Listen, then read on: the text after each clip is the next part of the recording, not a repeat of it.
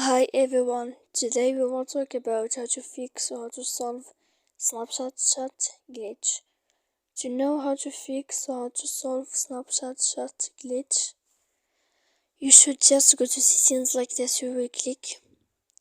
After that, in this page you will go to apps, default apps, app settings.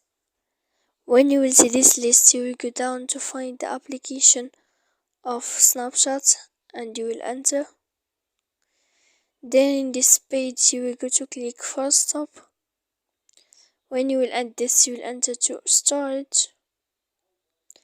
After that, in this page you will click clear cache. Then you will go to click clear data. And when you will end all this, you can turn off your phone. So please don't forget to support us by like and subscribe. See you next time in another video and thank you for watching.